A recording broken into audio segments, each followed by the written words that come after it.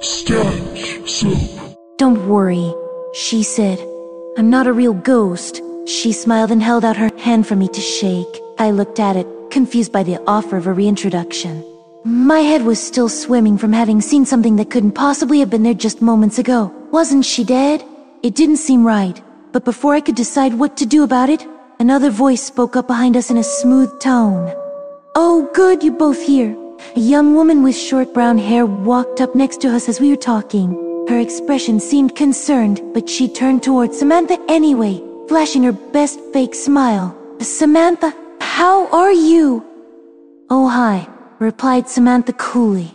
"This is my girlfriend Alexandra. We've known each other since high school." The woman stared down at our hands, then back up into my face again. I knew who she reminded me of immediately, even if she hadn't made the connection yet. "Alex, this is Brandy," Samantha continued. "Brandy, this is Alex."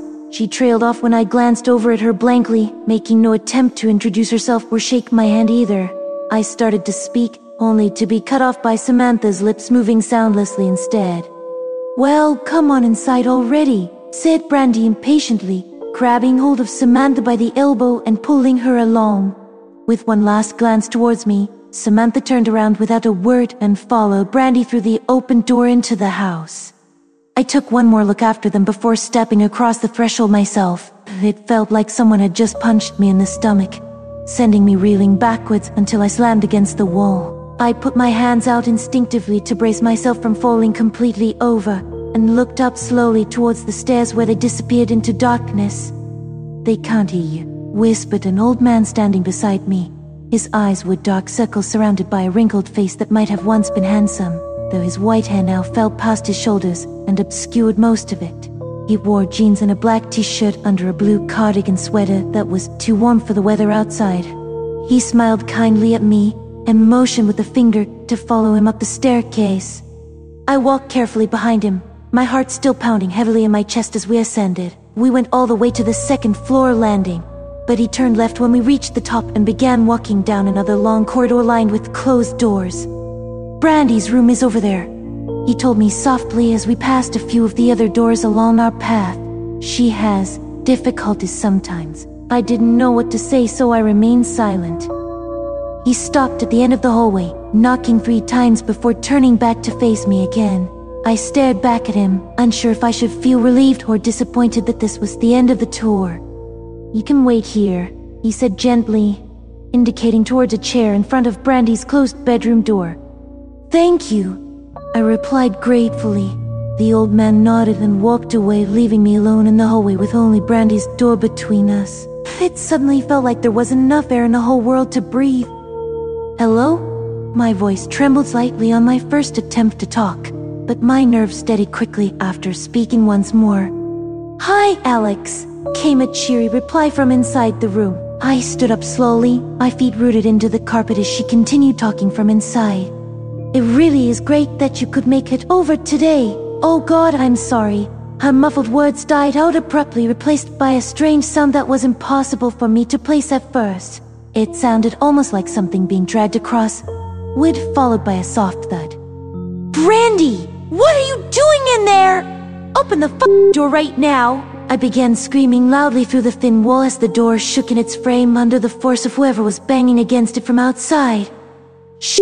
Samantha cried aloud next, sounding panicked. I jumped as I heard her body hit the ground heavily just outside the door before another set of pounding steps resumed.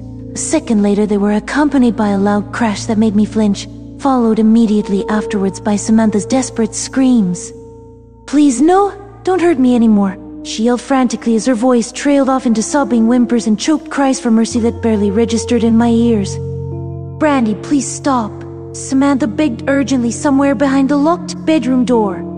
The noise stopped at once, and I sank down onto my knees to bury my head in my hands. The pain in my stomach was overwhelming. I didn't know how much longer I'd be able to stand upright. After several moments passed with only silence from inside the room, I slowly lifted myself back up to standing with shaking legs and approached the closed door again. I grabbed hold of the knob, which turned easily in my hand, and pushed it open slowly with one finger as if afraid it would spring back towards me and strike me in the face when I let go. Brandy sat on the edge of her bed facing away from me, hugging herself tightly as she sobbed into a pillow held between her arms. "Brandy?" I said gently. She whipped around instantly and looked at me in wide-eyed surprise. Tears rolled freely down her cheeks, but she smiled weakly at me nonetheless. "Where is Samantha? Why is Samantha gone? What happened? What did you do to Samantha?" I blinked rapidly, trying to fight back tears of my own that threatened to fall out of my eyes despite all my efforts. "What is happening here?"